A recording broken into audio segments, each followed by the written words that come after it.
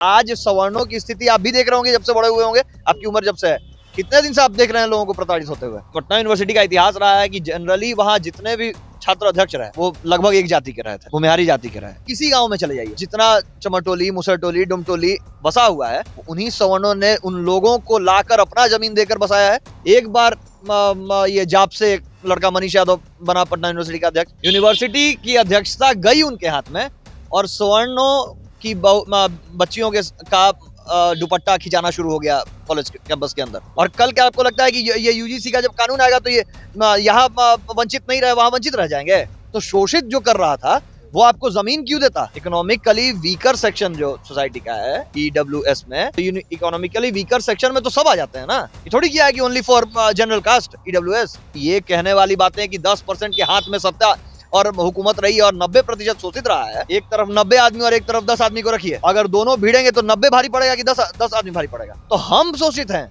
हम प्रताड़ित हैं, और उसके बाद भी हमने कभी शिकायत नहीं की सरकार को। अब बनिया भी उसमें शामिल हो जाएगा, अब ब्राह्मण अलग हो गया। तो यही है राजनीति कि आपका कोई भी नहीं है। इनका बच्चा पढ़ाई कर रहा था, इनका बच्चा को बाहर भेज दिया गया है कि उसके पकड़ा जाएगा, उसका कैरियर खराब हो जाएगा। तो आप भारत छोड़ दीजिए। क्यों भारत छोड़ दें? हमारा हक है, हमारा हक है।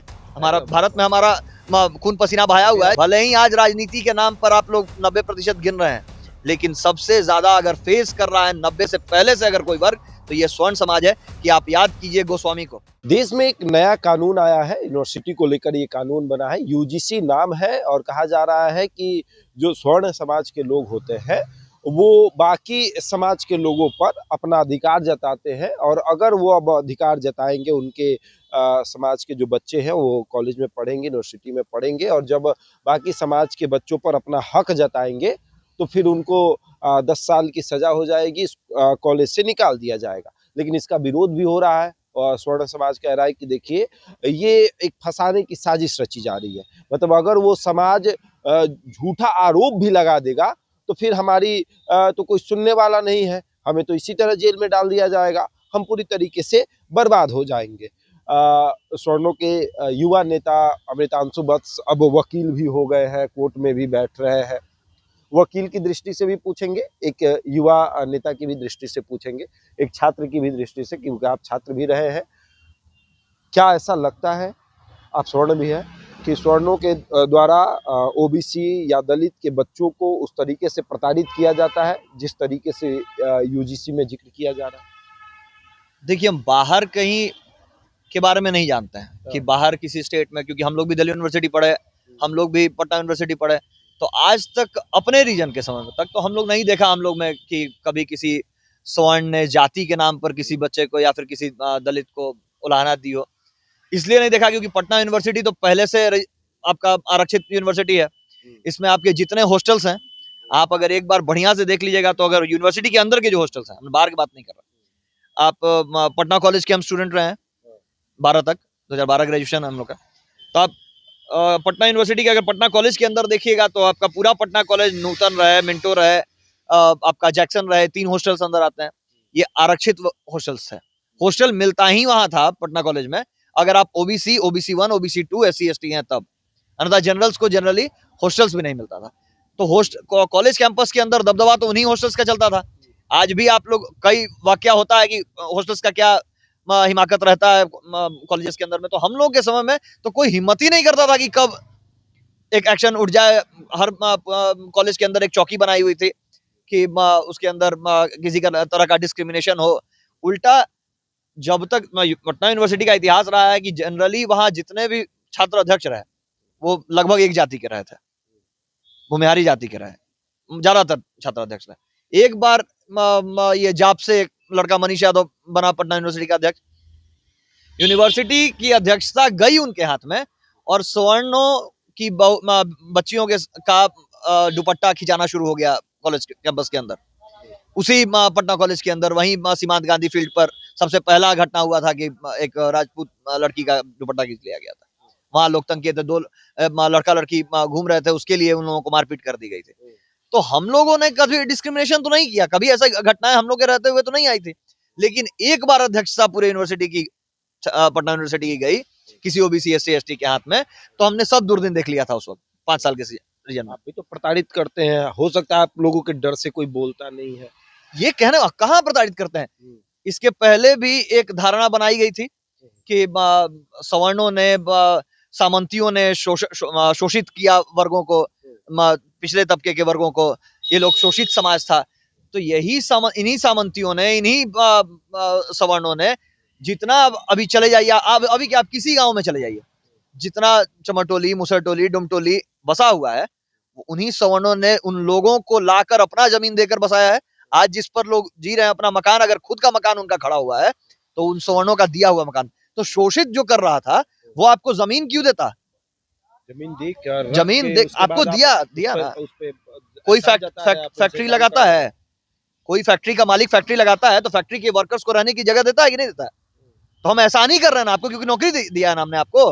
आप जहां रह रहे थे वहां रहते, आपको उठाकर आप ये कहने वाली बातें कि 10% के हाथ में सत्ता और हुकूमत रही है और 90% शोषित रहा है, ये मानने वाली बात है। एक तरफ 90 आदमी और एक तरफ 10 आदमी को रखिए, अगर दोनों भिड़ेंगे तो 90 भारी पड़ेगा कि 10 आदमी भारी पड़ेगा? 1:9 का रेशियो होता है। कहने वाली, देखिए, काल्पनिक बातें, थ्योरेटिकल बातें अलग चीज है, प्रैक्टिकल लाइफ में उतरिए, प्रैक्टिकलिटी में उतरिए और बताइए कि आज सवर्णों की स्थिति आप भी देख रहे होंगे जब से बड़े हुए होंगे, आपकी उम्र जब से है, कितने दिन से आप देख रहे हैं लोगों को प्रताड़ित होते हुए। लेकिन आप यही देख रहे हैं कि आपके गांव अगर जाइएगा तो आपको पता चलेगा कि फल्ला ने झूठा SC/ST मुकदमा लगा दिया है इनके ऊपर, इनका पूरा परिवार इतना दिन से भागा चल रहा है, इनका बच्चा पढ़ाई कर रहा था, इनका बच्चा को बाहर भेज दिया गया है कि उसके पकड़ा जाएगा, उसका कैरियर खराब हो जाएगा। कई को देखिएगा कि पढ़ने में बहुत तेज था, उसका नौकरी लग गया, CRPF में हो गया, पुलिस महकमे में हो गया, लेकिन उसके ऊपर एक SC/ST एक्ट लगा दिया गया, चाहे गोतिया लगवा दिया, चाहे जिससे भी लग गया, जिसकी वजह से इसकी नौकरी अब ज्वाइनिंग नहीं हो रही है। तो हम शोषित हैं, हम प्रताड़ित हैं, और उसके बाद भी हमने कभी शिकायत नहीं की सरकार को।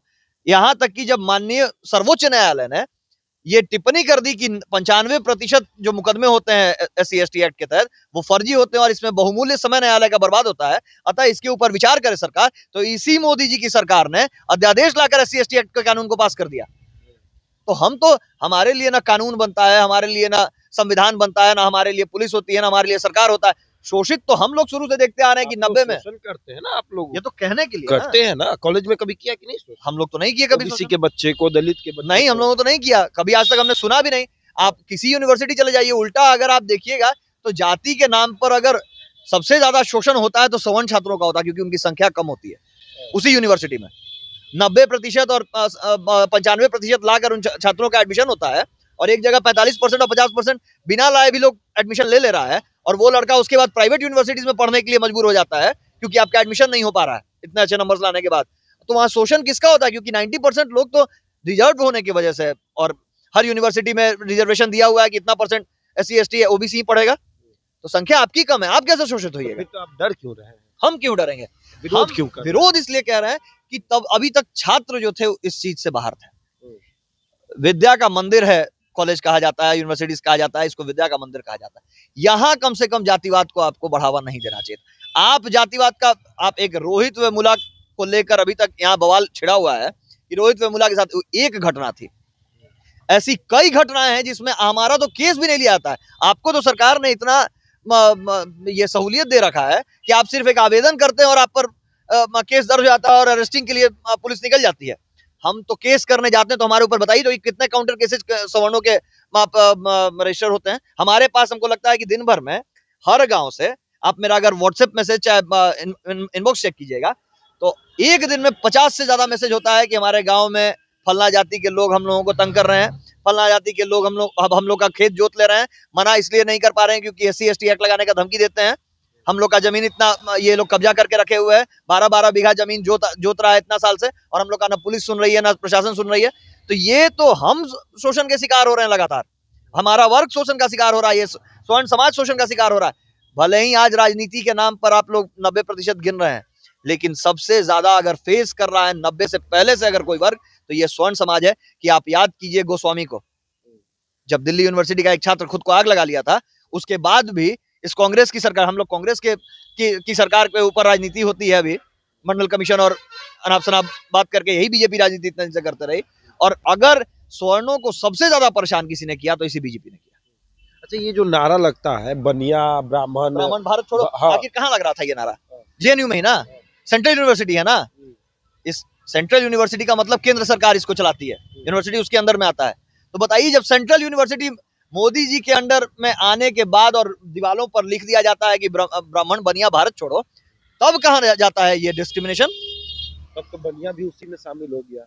अब बनिया भी उसमें शामिल हो जाएगा, अब ब्राह्मण अलग हो गया। तो यही है राजनीति कि आपका कोई भी नहीं है, स्वार्थ रहेगा, आपके साथ सब है, क्योंकि आप लड़ाई सबकी लड़ रहे हैं। और वही, अच्छा इसमें आप देखिए ना, SC/ST एक्ट सबसे ज्यादा किस वर्ग पर है? ओबीसी वर्ग पर। यादव समाज के लोगों के ऊपर 66% SC/ST एक्ट लगा हुआ है।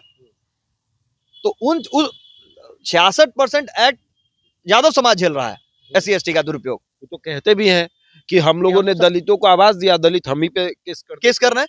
लेकिन आज इसका विरोध यादव करेंगे? नहीं करेंगे, क्योंकि वहां राजनीतिक स्वार्थ जो है उनको सिद्ध करना। और हम आपको गारंटी से कह रहे हैं, सवर्णों ने शुरू से सभी को आश्रय दिया है। हम लोगों ने अपने मजदूरों को अपने खेत में, जिस समय हम जमींदार हुआ करते थे, हम लोगों ने उनका पैर पूजी करके, उनको वस्त्र देकर, उनको आभूषण देकर, उनको अनाज देकर और उनका पोषण किया है। उनका पैर छूकर, पहला जब ये खेत में, हमारे खलिहानों में जब पहला हल चलता था, तो पैर पूजी होता था। जितने भी मजदूर हमारे यहाँ काम करते थे उनका, हमने उनको शुरू से आदर दिया। हमारे मजदूरों की रक्षा हमारी जिम्मेदारी होती थी। उसकी बेटी की शादी हमारे यहाँ से होती थी, उसके बेटे का पढ़ाई का खर्च हम उठाते थे। लेकिन हम इस स्वर्ण समाज के अलावा कह दे कोई कि दूसरा कोई वर्ग अपने यहाँ मजदूरों को रखा, शोषित न किया हो या उनको जगह देकर बसाया हो, तो हम तो शुरू से उदार दृष्टि रखे, हमने शुरू से लोगों का कल्याण किया। यही आज यदुवंशी जिनके ऊपर सबसे ज्यादा SC/ST एक्ट लगता है, आज उनके तरफ हो गए। और कल क्या आपको लगता है कि ये UGC का जब कानून आएगा तो ये यहाँ वंचित नहीं रहे, वहां वंचित रह जाएंगे? ये वहां भी चलेंगे, लेकिन सिर्फ राजनीतिक स्वार्थ की वजह से आज ये उनके साथ खड़े हैं। और आज आप ब्राह्मण और भूमिहार और राजपूत अकेले हो गए, और आज बनिया भी छट गए। तो आप भारत छोड़ दीजिए। क्यों भारत छोड़ दें? हमारा हक है, हमारा हक है। हमारा भारत में हमारा खून पसीना बहाया हुआ है। जितने बच्चों को मत भेजिए कॉलेज। हाँ, तो अब यही एक परिस्थिति हमारे पास रह जाएगी कि अब हमारे बच्चे अब सरकारी कॉलेजेस में नहीं पढ़ेंगे। अब भारत सरकार द्वारा संचालित कोई भी संस्थान के द्वारा जो मान्यता प्राप्त कॉलेजेस होंगे उसमें नहीं पढ़ेंगे। अब मजबूरी है कि अगर सवर्ण अपने बच्चों को पढ़ाना चाहें तो या तो उतना व्यवस्था करें कि विदेश भेज सके, और नहीं तो उनको घर में अपना एजुकेशन देकर नौकरी की अब अभिलाषा छोड़ दें। क्योंकि आपके लिए देश का कोई भी कानून, देश का कोई भी संविधान, देश का कोई भी बिल अब आपके लिए नहीं बन रहा है। एज अ वकील अमृतांशु वत्स क्या करेंगे? अच्छा वकील, इसके ऊपर तो आप देख रहे हैं कि अभी यूपी के मजिस्ट्रेट साहब ने इस्तीफा दे दिया। IAS एक IPS तिवारी जी ने इस्तीफा दे दिया, अभिषेक तिवारी ने। तो अमृतांशु वत्स इस पर ज्यादा से ज्यादा एक PIL करवा सकते हैं, और नहीं तो इस समाज को अब इसके संरक्षण के लिए अब हम लोग लड़ने का व्यवस्था कर सकते हैं। क्योंकि अब अगर हम लोग भी बिना मिले, SC/ST एक्ट तो होना है अब हमारे स्टूडेंट्स पे भी, अब ये तो तय हो गया, सरकार ने इसको UGC के तहत लाकर पास कर दिया है। तो अब मुफ्त में केस लड़ा जाएगा अब स्टूडेंट्स का, जो जिनके ऊपर UGC का गलत उपयोग करके UGC बिल का इनके ऊपर धारा लगा कर लिया, सुनने के तक कोई प्रावधान ही नहीं है। तो हम क्या कर सकते? कम से कम उसका खर्चा कोर्ट में तो बचेगा। हमारे समाज के पास तो ना, तो अब यहाँ तो कम से कम यहाँ SC/ST एक्ट की तो 50,000 रुपया सरकार आपको दे देती है।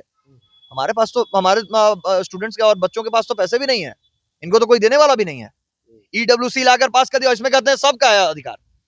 इकोनॉमिकली वीकर सेक्शन जो सोसाइटी का है EWS में, तो इकोनॉमिकली वीकर सेक्शन में तो सब आ जाते हैं ना। ये थोड़ी किया है कि only for general caste EWS, इसमें तो वो भी अधिकार अपना जमाते हैं जो भी इकोनॉमिकली वीकर होंगे। तो हमारे लिए क्या है अकेला?